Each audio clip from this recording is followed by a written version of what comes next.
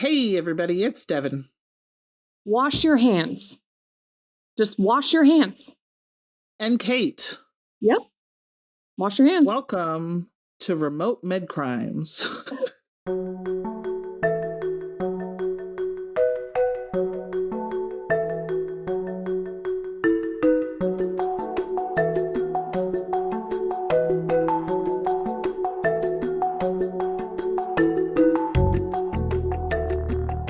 And we're remote because Kate didn't wash her hands. That's why we're remote. Excuse me, I washed my hands.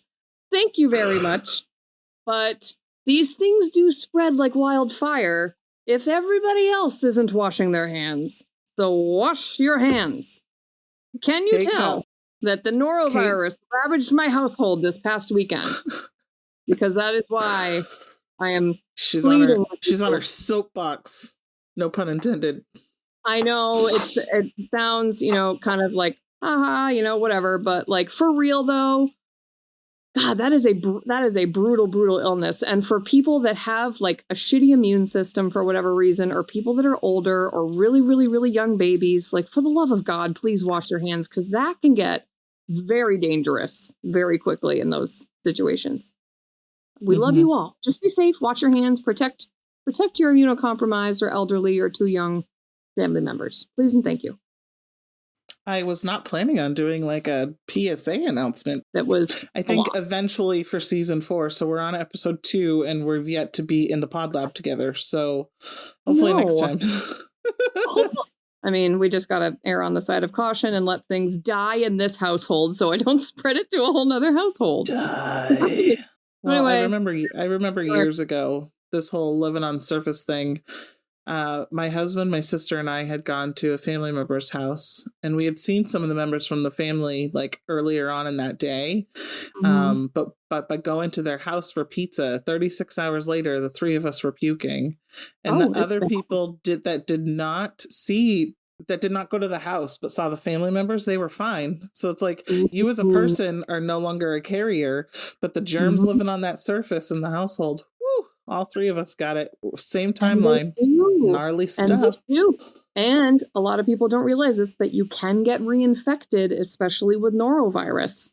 And if you're not diligent about swapping out your toothbrush, washing your linens, washing all those surfaces, using Lysol, making sure that you're using bleach and not just like an all-purpose cleaner. Make sure you're using the right type of cleaner that will actually kill those bacteria and viruses that are super, super, super infectious. Just do your due diligence, please. For those of you that were not expecting a infection prevention PSA. You're welcome. Sorry. You're welcome. Here we are. No, just you're welcome. Patronuses. Oh my God, we love you guys so much. And a lot of them are like one-name wonders. And I kind of love this. I kind of love this. I would be a one-name wonder if I could. So we have Laurel, one-name wonder number 1. That's a tongue twister. Hi, Laurel. Hi, Laurel. Thank you. We love you. Danielle, one-name wonder numero 2. Danielle. Yeah, baby. Danielle. And Miranda, one-name wonder numero 3. Well, what language was I speaking? I don't remember. Thank you anyway. Oh, God, we love you guys. We also have Kayla Alvard. Hi, Kayla. You're fabulous. Welcome, Kayla. And last and finally, Erica Pasquier. Hopefully I'm saying that right, Erica. Kayla, Miranda, Danielle, Laurel, we love you. And I have the best. Welcome to the family. So you guys are getting one of the spiciest creatures I think I've thought about in recent memory. This is the Lamatsu, and it's also known as the Mesopotamian Mother of Demons. Oh dear. Hold on. The Lamatsu is a hellish hybrid creature, usually depicted as a pregnant woman covered with thick hair and 2 skulls over her breasts, a snake's tail, large wings, 3 eyes, and taloned feet. You guys can't see my face right now, but this is just gross. It's pretty wild. And they are actually a pretty destructive creature, and they do some bad shit. I don't want 2 skulls over my breasts. Are you sure? Because it sounds like it might be some kind of look for you. I feel like I just want to see that unfold. Anyways, it's a really kind of a scary creature that does some shit, but you know what? It's gnarly. It's like gory. It's kind of gross. Like the norovirus. Like the norovirus. And you know great. what? You just gave them the norovirus. You stop it right now. I did not. I did not. And you guys just have that. I just feel like you guys are spicy and you just needed a real spicy critter. So there we are. Spicy critter for you. Spicy. Oh my God, guess what? We didn't even mention yet that this is a Devonism. I was about to. Okay, well, I'm sorry. Here we are with the Devonism. Kate and I have been toying around with this for a while, bringing this up. It is a story that we are revisiting. We did discuss this way back in season 1. So when we revisited Charles Cullen, this person was also really kind of in the news, but we didn't want to just like do revisit after revisit, right? We wanted to spread them out a little bit. However, this person has been in the news a lot and still, I think, sparks some decent controversy. So Kate and I decided that we're going to do a little 2.0 with some updates. What I really love about revisiting this right now is the amount of publicity and fans, like this big fan base that she has built, right? And we know that she has really been through some stuff in life, and she had an incredibly unfortunate childhood, and unfortunate isn't even the right word to describe it. But the fact that she has amassed, this huge social media following and now a show on whatever network it is, TLC or whatever, let's not forget the crime that she committed, which we're going to discuss with the help of Devon. So in case you haven't figured it out yet, we're going to discuss Gypsy Rose. In case you didn't look at the title on your Spotify when you clicked on it. Yeah, it'll be a good one. I'm nestled in. Hold on. I got my warm blanket. All right. We're going to tell the story, pretty much from where it started, what it is, and what she's up to now. So lots of developments since we first talked about this 3 years ago. So we're going to talk about Gypsy Rose and DeeDee Blanchard, mother and daughter. Dynamic duo. It was dynamic, all right. So DeeDee Blanchard was Gypsy's mother. She was born in Claudine Pitra in Chack Bay, Louisiana, 1967. She was one of 5 children. And she was a child of Claude Anthony and Emma Lois. Her relatives kind of said that DeeDee kind of had a little bit of an interesting childhood. And her interesting childhood kind of brought out some behaviors in adulthood that were just like not quite right. And by not quite right, they were really mischievous. Family members would say that she had a habit of stealing from her family. They kind of thought that it was like a little bit of a retaliation if things didn't go her way. As a young adult teenager, if like she didn't get her way, then she's just like, cool. At some point, she spent 6 months in jail for writing bad checks. So she was obviously not developing into, I don't want to say an appropriate adult, but someone on the right path. She's making questionable decisions in her younger years. Her family did kind of wonder if she had also at one point attempted to kill her own mother by not giving her food. This is kind of a behavior that kind of also goes into what might have been more pronounced when she ended up having Gypsy. So 24 years old, she had a boyfriend, Rod Blanchard, who's Gypsy's father. They ended up having their daughter, Gypsy Rose, and they separated just prior to when Gypsy was born. So they were not together long. Gypsy was born on July 27th, 1991. She's described as a relatively healthy newborn. Soon after Gypsy was born, her mother started to kind of in her mind create medical illnesses and conditions that she proceeded to say that her daughter had. Right. It comes to be known later, further on down the line, that essentially this illness is known as Munchausen symptom by proxy. Many of you probably do know what Munchausen syndrome by proxy is, but because we are a medical show, we're going to dive into what it is. And that way it can kind of get into a little bit of, you can start picking out some of the signs as I read these, right? When we talk about the story, you can pick them out. Yeah. So Munchausen syndrome by proxy is a mental health disorder in which a caregiver, which often tends to be the mother, I won't say always, but often, routinely makes up fake symptoms or causes real symptoms in a child or adult victim to make it appear that the victim has a true physical or mental health issue. These actions are typically a result of a maladaptive disorder or excessive attention seeking by the caregiver. In addition to being a disorder, Munchausen syndrome by proxy is also considered a very serious form of child abuse. Munchausen syndrome and Munchausen syndrome by proxy are now classified as factitious disorder imposed on another. This change represents the belief that this disorder describes a behavioral pattern rather than an underlying psychiatric syndrome. Although this disorder is rare, the mortality rate is concerning. Between 6 to 10% of all cases will result in death, which makes it a very lethal form of abuse. And a lot of the cases end up in death as, because there's so much medical trauma happening to the victims of it that, they end up dying from complications of things that they might not have needed to have and whatnot. And then these caregivers, sometimes are medical professionals. Actually, it's common most common among medical professionals. And it's like, these people are, supposed to be very trustworthy individuals. And it is often like the last thing that people suspect until things keep stacking together. And these people have a very methodical way often of and at one point in her life, DeeDee was a nurse's aide, so she was in that caregiver role. Yes. So in the caregiver, it's important to look for the following signs: deception. Caregivers' reports are different from that of the medical personnel. The caregiver has medical knowledge and may work in a medical setting. The caregiver has the desire to be seen as good at what they do. The caregiver routinely seeks approval and attention from the medical staff. Refusal of the caregiver to leave the victim's side when they're being assessed. Victim's medical history is spotty, vague, or inconsistent. Recommendations for invasive diagnostic and surgical procedures are accepted without question or concern by the caregiver.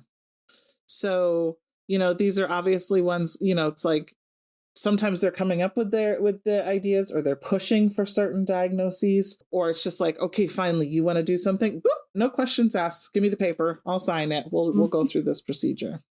Gypsy's medical history is very complex. So I kind of have, it's broken down in kind of a timeline of her medical illnesses a little bit throughout her life. But it's definitely complex. And I think even some stuff now has come out with some discrepancies. But, we're kind of going with what we have. It kind of starts off with, by the time Gypsy was 3 months old, DeeDee was convinced that her daughter had sleep apnea. She began to continuously take Gypsy to the hospital for repeated overnight stays. And she had a sleep monitor and other tests that found no sign of the condition. DeeDee then subsequently became convinced that Gypsy had a wide range of other health issues, which she attributed to an unspecified chromosomal disorder. At some point, her mother claimed that Gypsy had muscular dystrophy and also made her use a walker. Crazy. When Gypsy was around 7 or 8, she was riding on her grandfather's motorcycle, and they were involved in a very minor accident. She did suffer an abrasion to her knee, but for a motorcycle accident, that's pretty good. Her mother stated that doctors had given her a wheelchair, which she would need to use. And at that point, Gypsy remained in the wheelchair until after her mother's death.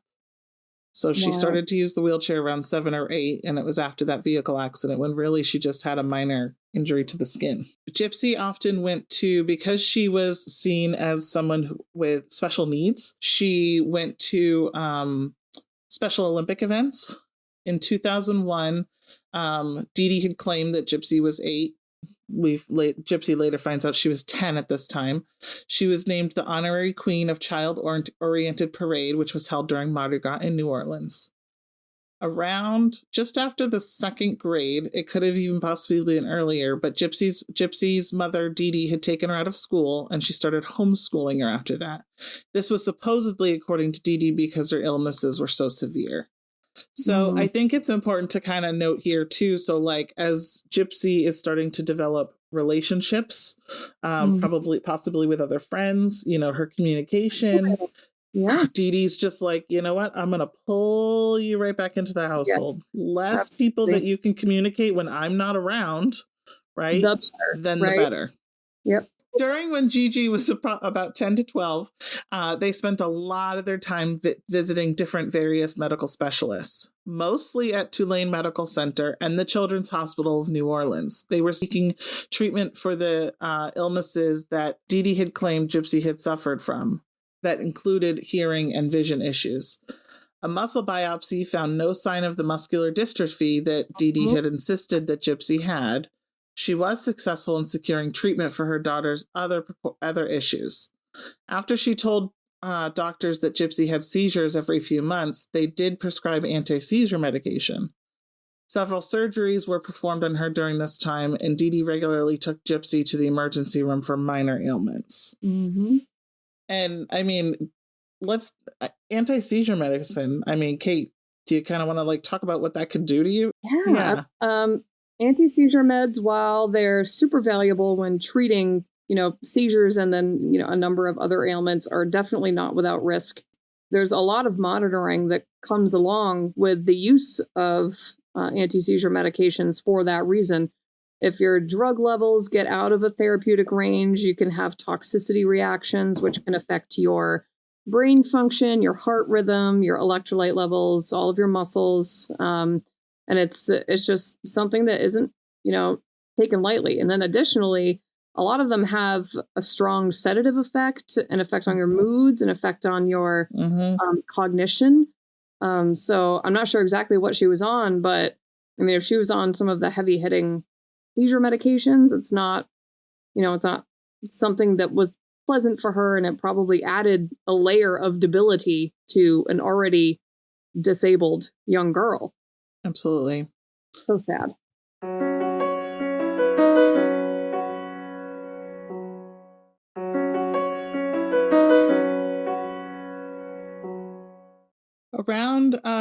Not around, but in August of 2005 is when Hurricane Katrina happened. Right. We've done other episodes on that. DeeDee claims that they were victims of the hurricane. She and Gypsy had left their ruined apartment and went to set up a shelter for individuals with special needs. They didn't go to set it up. They went to one where that was already set up. Okay. The way 2005 during this hurricane is kind of like what also like helped DeeDee's favor and not so much Gypsy's, because all her medical records were apparently reportedly gone, including her birth certificate, and everything had been destroyed in the flooding. Yeah. How convenient, right? So a physician had suggested that they relocate to Missouri, and then then they were airlifted there the next month. Okay. That's where DeeDee was originally from, was Missouri. So that's why they kind of recommended, they had no place to live. They were in a shelter. So it was kind of like, this is maybe where you should go. At first, they lived in a rented home.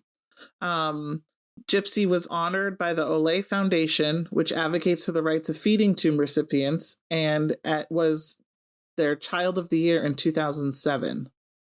2008, Habitat for Humanity built them a small home with a wheelchair ramp and hot tub as part of a larger project on the north side of Springfield, and they moved there. The story of a single mother with a severely disabled daughter forced to flee Katrina's devastation received considerable local media attention, and the community often pitched in to help them. This was like the thing, throughout all of this time, they had gotten, and I'll kind of get to this in the next minute, but they had gotten a lot of media attention. Yes. DeeDee was very good at getting Gypsy front and center. In the limelight, always in the limelight. Yes, always in the limelight. And whether she was in the limelight, she started initially in the limelight with doctors, right? Needing all of this sort of medical attention. Right, yes. But now all of those claims are really kind of getting into public attention. And since losing everything in the flooding in their home and having to relocate, they're using that headline to kind of get more attention. Yep. Which we'll connect to when we get to recent events. There was many charitable contributions that came from all the outpouring of support that they had. They had gotten gotten themselves occasional stays at Ronald McDonald houses during medical appointments. Missouri, they received free flights to see doctors at Children's Mercy Hospital in Kansas City, free trips to Walt Disney World, backstage passes to concerts. She was frequently photographed with some of the singers, all sponsored by the Make-A-Wish Foundation. The saddest part is that all of this stuff that amounts, through her lifetime, the amount of gifts that she received from the community, from organizations, from this, that, and the other thing, that amounted to probably thousands and thousands and thousands of dollars worth of stuff. And all of that is stuff that could have gone to children who actually needed it or warranted it, or she was disabled not by choice, not like she was disabled because her mother was creating that entire facade and making her sicker, and she was in fact sick. But the fact that there are kids that have organic chronic illnesses and maybe even are terminal that could have benefited from the Make-A-Wish gifts, from the flights, from the gifts from the community, from the fundraising. And it all went to this woman, essentially, who is just deteriorating her own child's health. That's like such a heartbreaking part of all of this. That people from this point, really, there is no like blame on Gypsy. That she is definitely the victim from all of that. You know what I mean? She's definitely is the victim from all of that. And really, it's all her mother.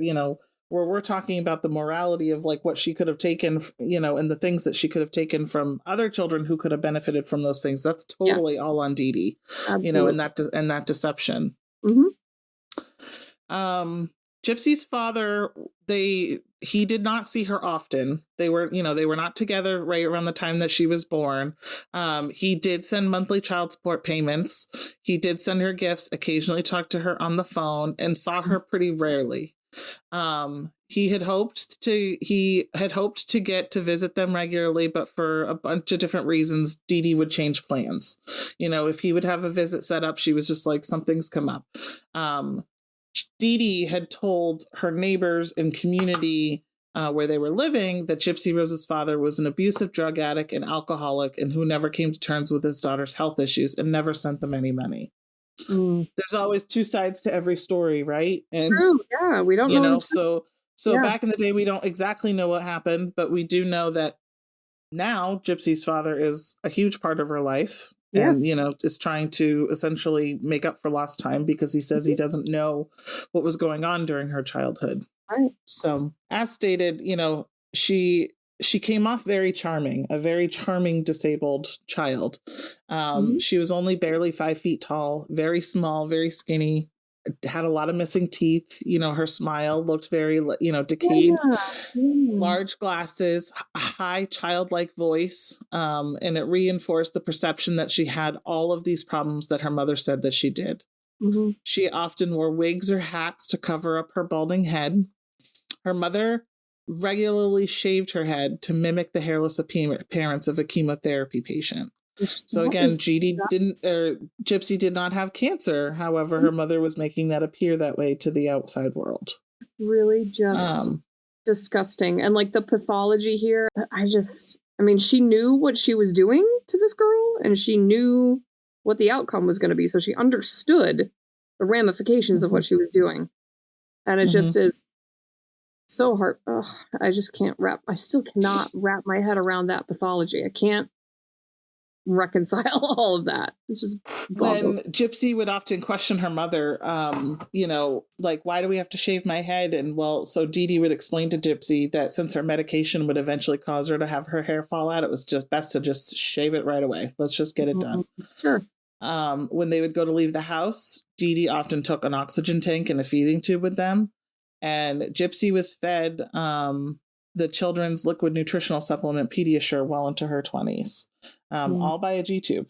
So, again, she didn't really need it. But by having all of this equipment and Gypsy's ailing appearance to her, really kind of just fed into this really is a child who needs all of this outpouring of love and support from the community. And she needed it for sure, but in a different way, not for, medical reasons. There was a point in time, DeeDee would start to control Gypsy with physical abuse.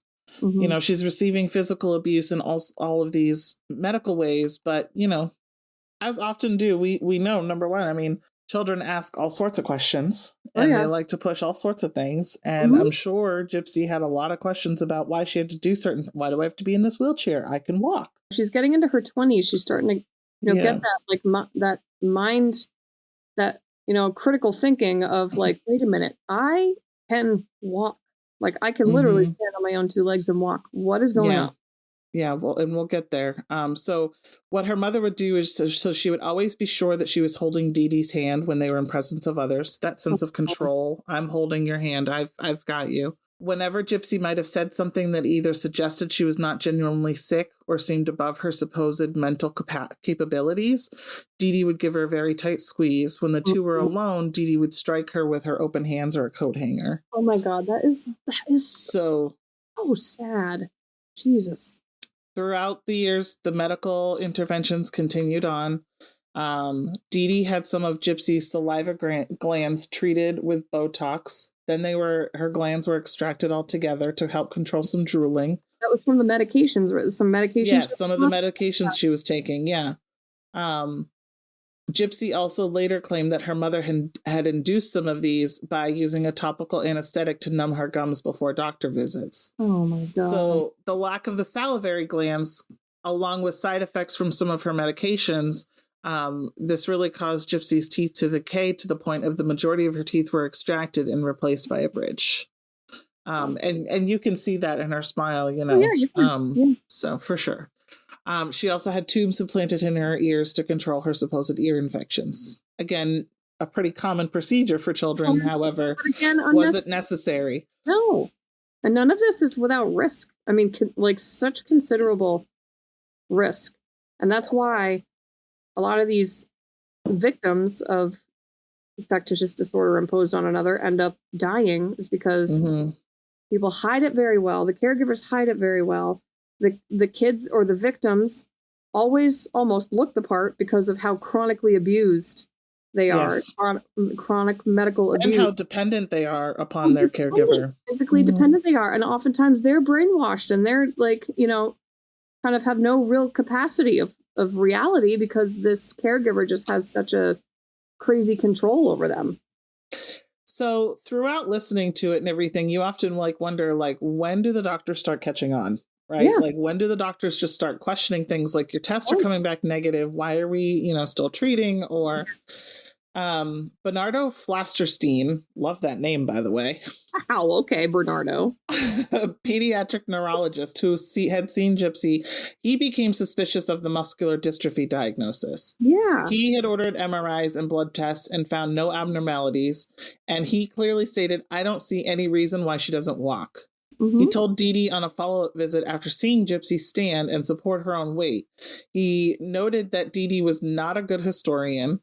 So after contacting Gypsy's doctors in New Orleans, he learned that the original muscle biopsy had come back negative. So this undermined DeeDee's self-reported diagnosis of the muscular dystrophy, as well as her claim that all her medical records had been destroyed by flooding. I mean, at this point, there was some that was obviously electronic, or the hospital still had them. Exactly. Something was available. So he did suspect the possibility of Munchausen syndrome by proxy, and DeeDee demanded to gain access to all of the Flasterstein's notes, and she did end up subsequently stop taking Gypsy to see him. So this doctor was catching on, and she's like, nope. Time for somebody else. Literally, that's like how it works. And you wonder, like, well, she sees all these doctors. Somebody else must have caught. And it's like, when somebody comes in who's chronically ill and they say, I have this, and this, and they look the part, and the kid's in a wheelchair and is... And you're thinking, who would put their kid in a wheelchair if they didn't need to be, right? Like that is absolutely cuckoo nuts bananas for anyone to do that. And so it's typically the furthest thing from anybody's mind. And that's what makes this disorder so scary and so terrifying, because it happens.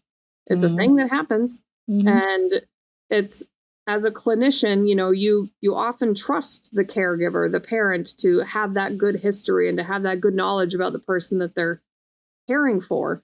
And so to question, like, who am I to question that, this person has been formally diagnosed with muscular dystrophy, even if I don't have the records available with me? Like, okay, Right. that it's not out of the realm of ordinary whatsoever that this got missed for so long.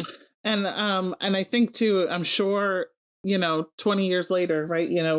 Like, it's probably way protocols have changed and whatnot. No question should this be reported. Like, they've stopped coming to be, but no question, we're going to report this. However, he did not. At the time, he did not report it. And so he had been told by other doctors to treat the pair with golden gloves and doubted that the authorities would believe him anyway. In 2009, an anonymous caller told the police about DeeDee's use of different names and birth dates for herself and her daughter, and suggested that Gypsy was in better health than she claimed.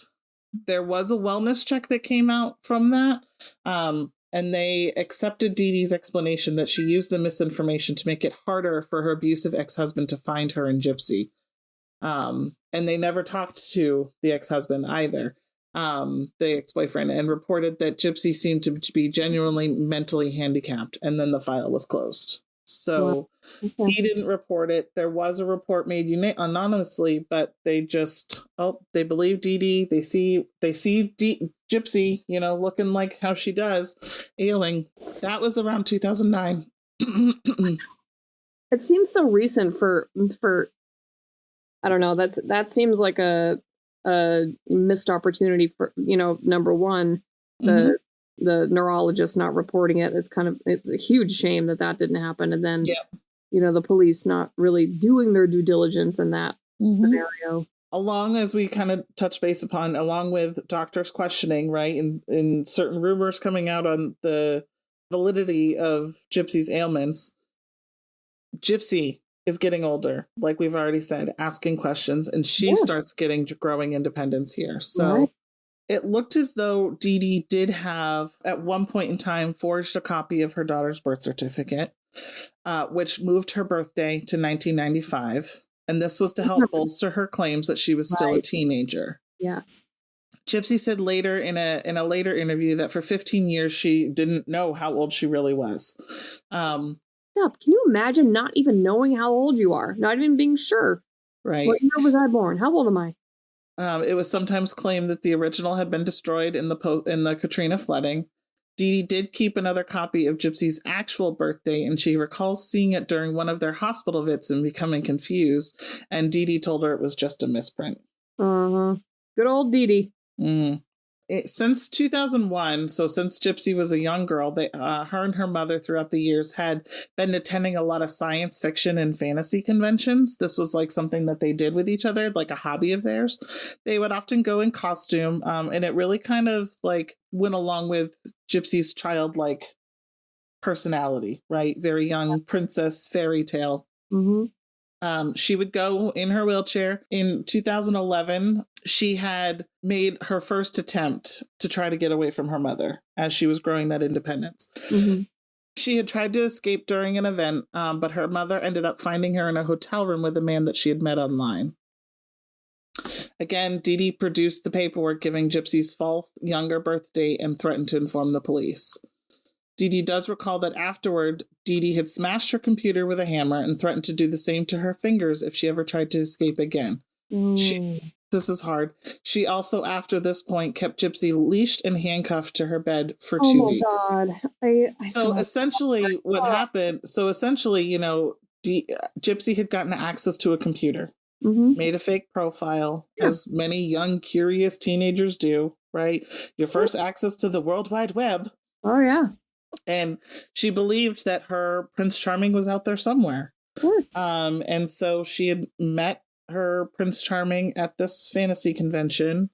They had arranged this, beforehand, all under the nose of DeeDee, and had gone off to a hotel with this man. And so DeeDee did later tell Gypsy that she had filed paperwork with the police after this event, claiming that Gypsy was mentally incompetent. Which also then led to Gypsy to believe that if she was attempted to go to the police for help, they would not believe her. So as Gypsy's trying to find her voice, She's trying to find her voice and gain that and really start casting doubt in her mother. Her mother's kind of unraveling, right? Yeah, Yep. her mom is unraveling, so she's trying to do whatever she can. She's making Gypsy fear the police, that they're not going to help you. You know, they've claimed that you're incompetent, that you don't know what you're doing. I've got it on record that they say that, you know, you're not capable of making your own decisions. It's such a so sad. It's such a sad story. So a year later, Gypsy continued to use the internet after her mother had gone to bed to avoid her tightened supervision. This is where she makes initial online contact with Nicholas Godejohn, a man around her age, and he was from Big Bend, Wisconsin. He did have some issues of his own, a criminal record for indecent exposure and a history of mental illness.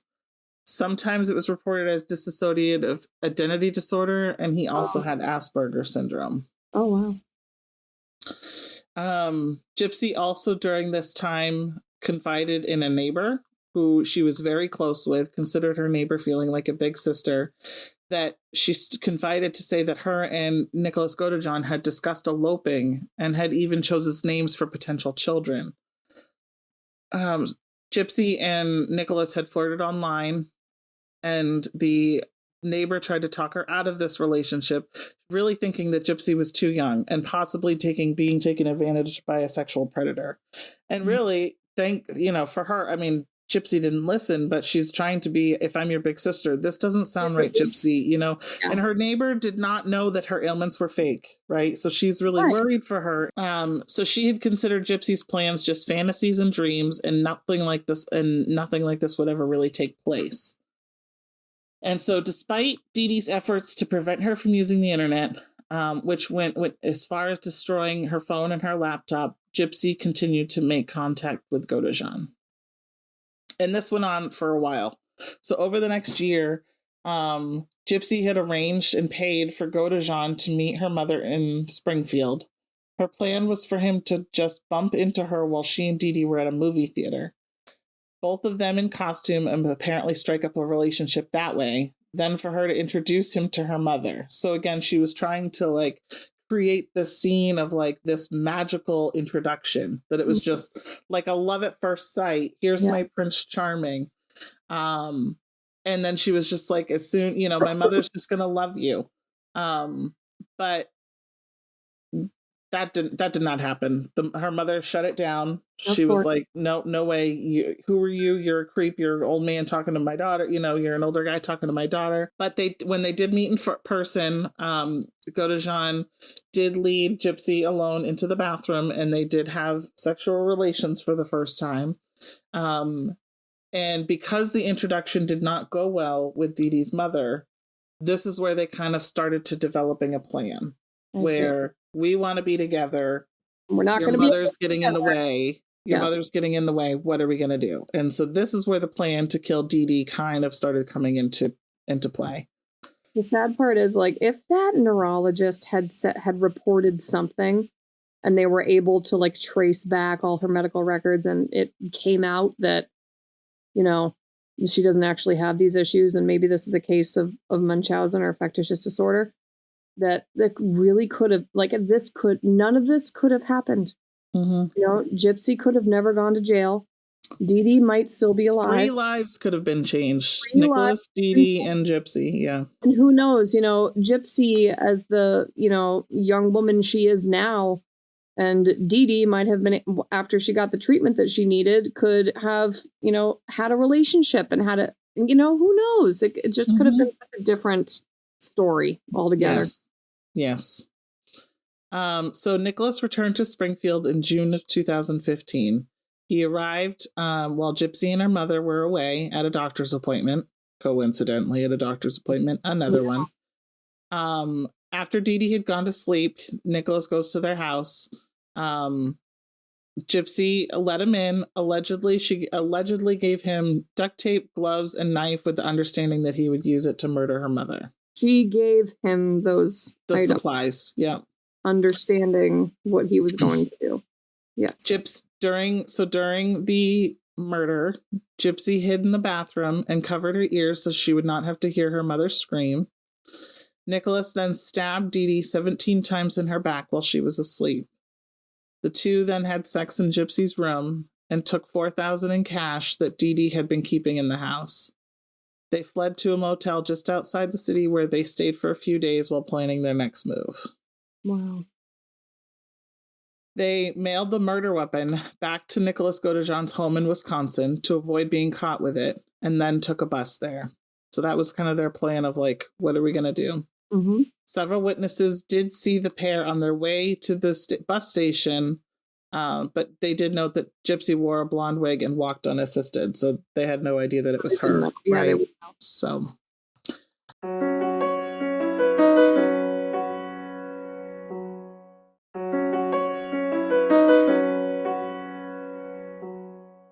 So what kind of caught on to it was a concerning Facebook post. Kind of while they're at the home in Wisconsin, while they're at Nicholas's home in Wisconsin and DeeDee staying there, they just kind of decided to go on Facebook and, you know, kind of a little bit, I don't want to say startup drama, but just like, you know, Gypsy did start to feel, I think, a little bit remorse for her mother. She's sitting in the house dead. Who's going to find her? You know, who's going to know that I'm missing? So this kind of started to bring attention to it. Mm-hmm. So the Facebook status said, "That bitch is dead. I fucking slashed that fat pig and raped her sweet, innocent daughter." Oh my God. Her scream was so fucking loud. LOL. And this was posted from DeeDee's Facebook account. Wow. DeeDee's friends grew concerned, and when phone calls went unanswered, several of them went to the house. While they knew that the two of them had often left on medical trips unannounced, they saw that DeeDee's car was still in the driveway. So they're like, okay, well, that's not true. The protective film on the windows made it hard to see inside in the low light. And DeeDee had protective film on the house because, you know, it was kind of after the child protective social worker came that time. And it was just like, I don't want people seeing what's going on in here. I don't want, if Gypsy happens to stand up and walk around, someone catch a glimpse of it. Nobody answered the door. 911 was called. They had to wait for a search warrant to be issued before they could enter.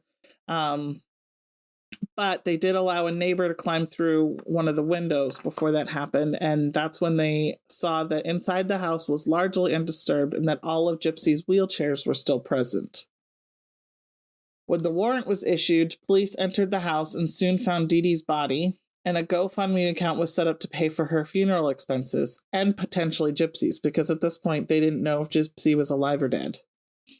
Everyone who knew them was fearing the worst because they know Gypsy as this ailing girl who can't walk, who can't do anything for herself.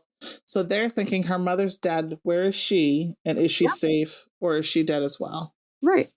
Even if she had not been harmed, they believe she would be helpless without her wheelchair, medications, and support equipment like the oxygen tanks and feeding tube.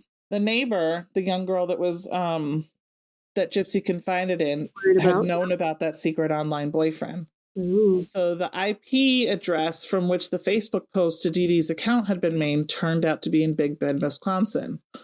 The next day, police agencies raided the Godejohn's home, and both he and Gypsy surrendered and were taken into custody and charged with first-degree murder. The news that Gypsy was safe was greeted with relief back in the Springfield. They were very happy to hear that she was alive.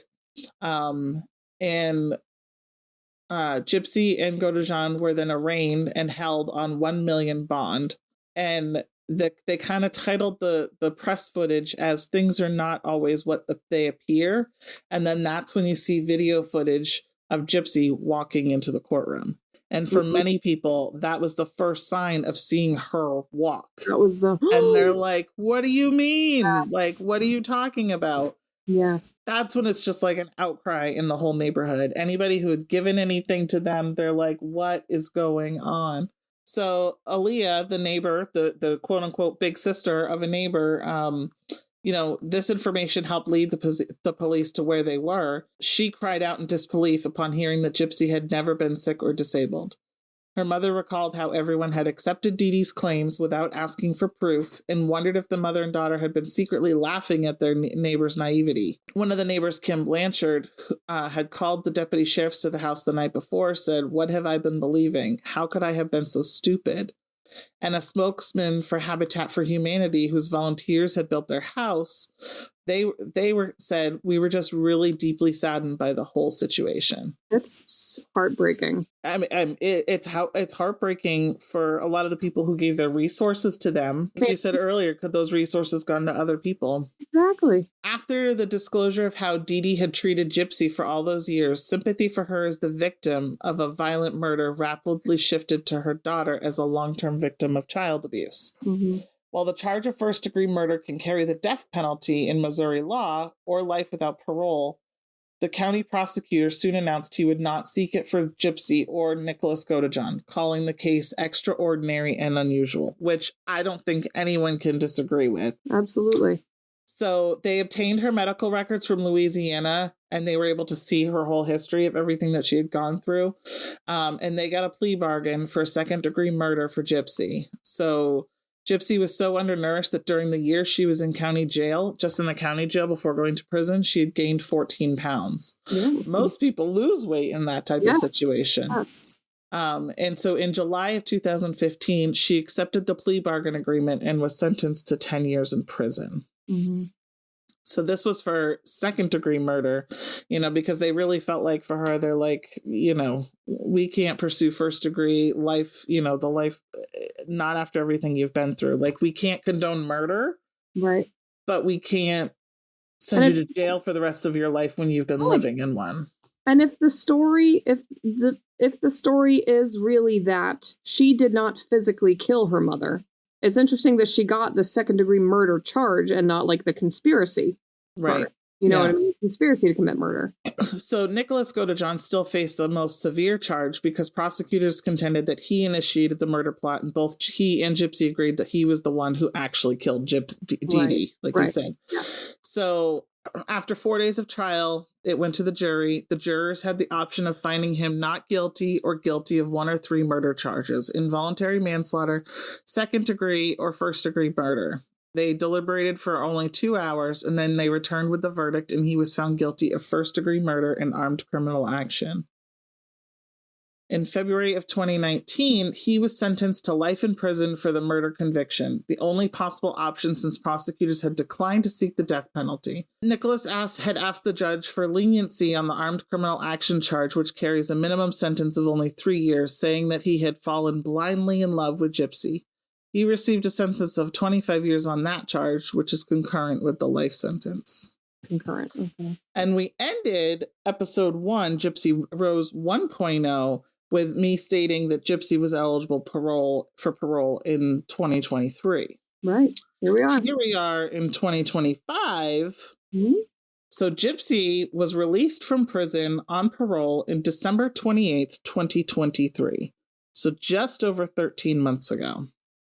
Since her release from prison, Gypsy has created, at times, quite the social media frenzy. Oh my God, it's all I was hearing about for the longest time. And I have a timeline for a brief summary of her first year in prison. But I think with each of these comes some conversation. For sure. Because this girl, I think before we can get into it, nobody can doubt, again, what she had gone through, right? Nobody can state that, okay, I get it. You were traumatized. You were abused as a child. You went through this thing. We're not condoning murder. I would think and no one knows what they would do when they're in that situation, right? Right. But one of the things Gypsy kind of keeps claiming in her interviews that she does is that she just wants to live a quiet, normal life. And honestly, if you contributed to the murder of your own mother, and you've served your time, you did your time, you followed along, you're out on parole, you were granted leniency given the unusual circumstances around it, I do think you deserve the right to go live a quiet, normal life. Yeah. Without a doubt. But she's not really making any effort. Some of the stuff that she's doing, though. Normal. By any means. I mean. To be fair. Yes, she was heavily traumatized as a child, and I think that a lot of her actions when she got out, her actions before she even went in with this relationship and the chaos of this relationship and the plans for murder and the Facebook posts and all of the really chaotic, crazy things that she did. Like when you're abused as a child in any way, shape, or form, your development, your like cognitive development, yes, your development just stops. Mm-hmm. It just stops. So Mm-hmm. I think a lot of what we're seeing and like the chaos of her life that is captivating the nation and like all the personal stuff. She's the teenager she never got to be. Exactly. Is what I see. That's exactly right. She is somebody who just never had those experiences as a child, and she is like now finally just starting to actually grow as a human being and go through all of that, which is fine. And unfortunately for her too, she's doing it in the public eye where she's got a lot of criticism. We all know social media ain't nice, so she's released from the Missouri prison, and she's released to her husband, Ryan Anderson. And a lot of people are like, what husband? Well, Gypsy got married in prison. Sure did. July of 22, while she had met Ryan, he had come to visit her, written letters. They, he had heard about her case. There's a lot of, even before she was out of prison, there was a lot of media around her case, television shows, documentaries, about it. And so she created a fan base while still behind bars. And so that's how she met her husband, Ryan. And the D is fire. So they're... I mean, I think, yep. According to Gypsy, the D is according to Gypsy. So here they are. She's out. So here they are off to live their new life. She's got, I think, 18 months of parole ahead of her, but they're ready to live the new life. It's about a week.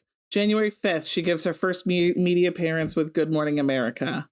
And then it's also on that same day that the first episode of her series comes out, Prison's Confessions of Gypsy Rose Blanchard. So that was filmed as she's getting ready to like leave prison. So she's still in jail, and it kind of talks a lot about her relationships. And Ryan's not the only one she had a relationship with prison. She had a couple. One we'll get to very shortly, and that same time she's been out a week. Like, what a well-timed, like, the girl's out a week later, let's do the documentary, get that out there. But so she's going to, I think she was going to New York City, having to get like special treatment from her, not treatment, but like permission from her parole officers. Right. Yeah. Can she travel for these interviews and whatnot? This is when she so within that week, she's creating her social media accounts, her Instagram, her TikToks, and getting her name out there. Those first few months was all pretty much social media and regular media frenzy, just telling her story, multiple interviews, multiple different avenues of, Good Morning America, this, that, podcasts, just telling her story, everyone asking her, like, what was your first meal when you got out? What's it feel like? How's the, which is fine, right? It's a high profile case. Then you expect it kind of to die down to live that normal life, but things just keep rolling. So in March, because no one saw this coming, March 29th, Gypsy and her husband Ryan separate. So this was a big deal because I think during this time, she's still in the media. Her show hadn't started yet, so she's got a second show. Her document is out about, how they got married and all that stuff in the prison confessions. But she kind of said, at this point, I have a quote here from one of her interviews that she had said, I think it was to People magazine, after splitting up with Ryan. Quote was, "I have the support of my family and friends to help guide me through this. I am learning to listen to my heart. Right now, I need time to find myself and who I am." Mm-hmm. I think that's perfectly appropriate, right? Sure. The girl never lived through teenagehood in a manner. She got married in prison. Was that the best choice? Probably not. I'm sure there was a few people that were like, must you? Must you? But that's the choice that she made. And now she's out, ready to live her life, and then realizing maybe this was not the best thing to do. I think everyone can understand that. Sure. However, so that was March 29th of 2024.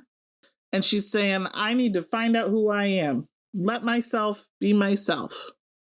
The next month, guess what? She's got matching tattoos with her ex-fiance, Ken, and she announces that they are dating. Now, Ken is her ex-fiance prior to Ryan, but he had dumped her while she was in prison. Right. And she's heartbroken over this and yada, yada, yada. They were together, I think, for a couple of years.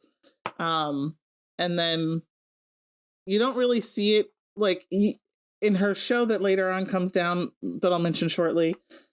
You can see all the drama unfold of what was really happening during those months. But people love this stuff. They love it. So now, and then the next month, so now she's got her newfound freedom. She's now with a new boyfriend. And the next month, she's undergoing her rhinoplasty. She's often with her nose. She had a very large bump, interesting shape. You know, that she's had that all throughout her childhood. That was part of her interesting appearance, right? Again, can't blame her. Like, I want to get rid of this big honker. Like, can't blame her. She's getting her teeth fixed, which I would too, right? And can't blame her for any of that appearance stuff. For all of the appearances and all of the media stuff she's doing, she's got the means to do it, and she's finally making her own medical decisions. And I think that's part of too finding out who you are on your own is also like, what do I want to look like? What do I have a little control over yourself for once? Absolutely. Yeah. You know, she didn't get to do simple things of like playing with makeup or like, you know, all those things. What do I want to look like when we're teenagers? And for her, it does just happen to be a drastic, we're going to go right to this. But hey, that I'm not upset about that one. June is when her reality show Life After Lockup premieres. And this is where things like got even more stormier because you're seeing the ins and outs of her relationship with her husband, Ryan, when she first gets out of prison. You're seeing, you know, the decisions she's making, the conversations she's having, but also the thrilling stuff of now I'm out of prison. What do these French fries taste like? You know, like, and some of that part's fun to see because, again, she lived a very sheltered childhood. She did. But throughout the series, I mean, I'm not going to lie, your girl watched it. Did you watch it, Kate? Because I did. No. It's also kind of like watching a train wreck happening, you know, 100%. A little bit. So, especially as the ex-fiance starts coming into the picture, then it's just like, what am I watching here? But anyway, it was good TV because got a lot of ratings. And then next month, guess what? So we, you know, and we're starting to find out like the timeline didn't match up. Like all those things quickly ended with Ryan, then back to Ken. And so you get to see the dynamics of some of that. But then, so that was in June. The very next month, July 9th, Ken and Gypsy announced that she is pregnant. Dun, dun, dun. This is, of course, by the way, again, timeline. This is, of course, when, like, in the episode, she's having, like, conversations with her sister about unprotected sex with her husband. And could she be pregnant right now? And, like, all of the, like, those episodes are coming out. And she now announces her pregnancy with Ken. So because of this, there was so much speculation. I think there is even still speculation of who's the baby daddy. Like, do I think it's Ken's? Yeah, I do. And I'm pretty sure they've put out proof. I mean, this is like an episode of Maury here or something. But I'm pretty sure she did get a paternity test to and then like she leaked it to like state like, hey. Yeah. Do I think that it was as cut and dry as done with Ryan onto Ken? Like, no. And with no crossings in the middle? No. I think there was totally some things in the middle. And that's that. And then December 28th of 2024. Now, mind you, December 28th of 2023 is when Gypsy is released from prison. Exactly 1 year later to the day, Gypsy and Ken, I want to say Gypsy and Ken Gypsy gives birth, and Ken was there to their daughter, Aurora. The girl has gone through a lot in 1 year. Yes. Now, there's a lot of speculations around this, too. All of a sudden, she's a mom. The girl's a mom, which... Yikes. I mean, she's been given the world's greatest gift. Is she equipped to handle this right now? Because and no one can blame her for this, as we're seeing, she is acting like a teenager, which no one blames her for, right? Because she never got those experiences and her development You have to go through those phases to Yeah. get to your maturity. So essentially, she's almost like a 16-year-old mom. I mean, is that inappropriate to say? That's almost like what she's like, right? Which is never always the greatest thing. So I will say that I hope the best for Me too. Gypsy and her daughter, and for Ken. You never want any ill will in anybody. But there's so much, like, you can go down a rabbit hole if you want to. Oh, yeah. And some days I have, and some days I'm like, meh.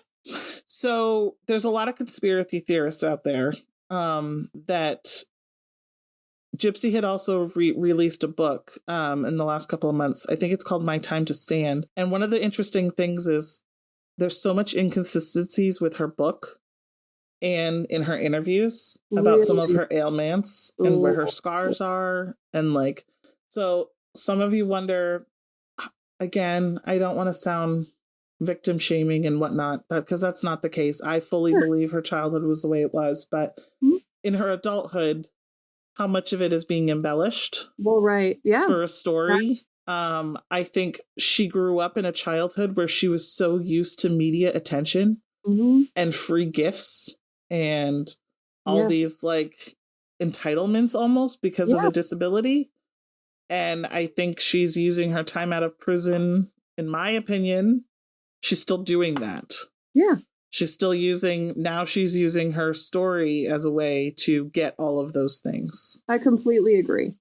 And let's not forget, like, with all of the flashiness and all of like the theatricals and the showmanship around like what her life is like now, and everyone loves the drama and loves soaking up all those little like details about her life on the outside, that at some point some asshole leaked her mom's crime scene photos. Oh my gosh, right? Yes, at some point. Oh man. Google. It's something I came across when I was going down a rabbit hole about what was going on with Gypsy, because it interests me, and this was, a year ago or so. And we host a show called Medcrimes, so that happens. And we had been following the case, and there were updates, and I came across it, and it's they're out there if you're they're out there if you're curious. I don't encourage you to Google them, because I mean, I think that the fact that they're out there is pretty shameful. Bad enough, yeah. A lot of them. But this was a brutal crime. Correct. And Gypsy knew exactly what she was doing.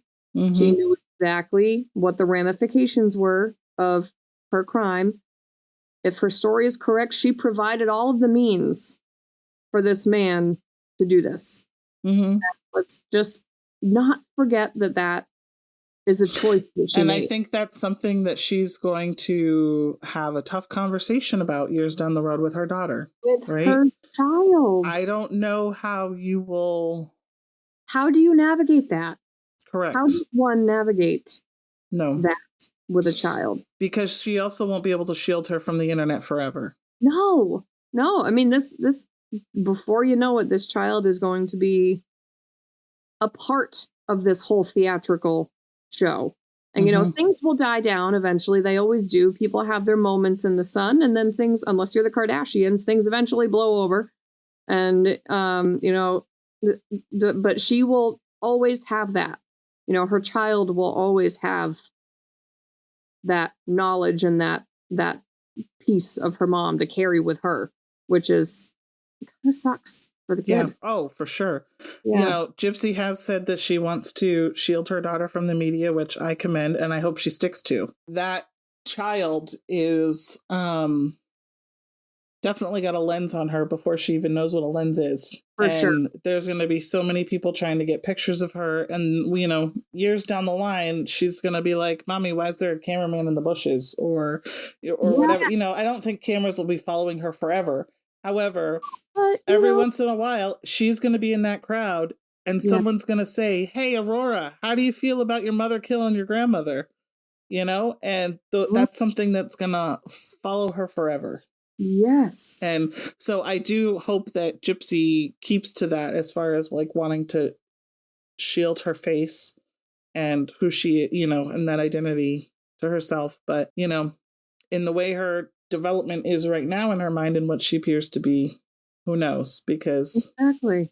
she's definitely kind of acting like an influencer a little bit. And she is. I think she tried to go down the activist route. I don't know where that ended, as far as trying to be an activist for victims of Munchausen by proxy and whatnot. That would be a really admirable thing to do with a platform like this. Like, now that you've done this terrible thing in your life and you really are a rehabilitated person and are trying to do some good in the world, then use your platform and be an activist, lobby for change, and donate some of what you have to those who are truly, truly, truly in need. All of those things. If we see that, like, maybe there was some personal growth. And I know that there's a big lens on her right now because a lot of people want to see the train wreck. They want to see train wreck. They want to see something go down in flames. They want to see drama, and they want to see, people.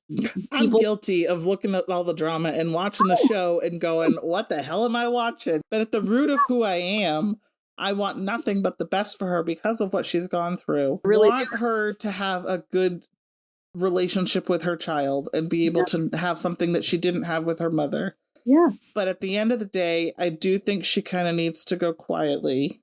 Agreed. And just live that quiet, normal life. If that's really what she wants, then I want that for her and for her family, for her daughter. I want her child to not be under a microscope. Yeah, I'm with you. Oh, I'm with you. My heart's broken now, so thanks for that. Wow, I didn't mean to do that. Well, you did, so. I hope you guys enjoyed the Gypsy Rose Blanchard 2.0. That was so well done. What a great summarization and refresher. And it, you're just nailing it. You're just killing it over here. I love you. Shucks. You really are. Oh, shucks. With that, thanks for listening, everyone. You can continue to find us by searching for us on Facebook at Medcrimes Podcast. YouTube, Medcrimes Podcast. You can search for us on Instagram at Medcrimes Podcast. You want to become a Patreon, one of our single named lovely ladies, or a traditional double named princess or prince, that's totally fine too. You can find us at www.patreon.com/medcrimespodcast. I just realized that we never announced our TikTok page, and considering that that's still around, but who knows for how much longer, you could for how much longer. We put things up there sometimes. It's cute. Sometimes. Yep. But you can email us your crazy stories, anything that you want to share with us, be a part of season 4's Break Room Banter at the end of the season, or just say hi. At medcrimes@gmail.com. Stay safe out there and wash your hands. Damn it, wash your hands. Soap.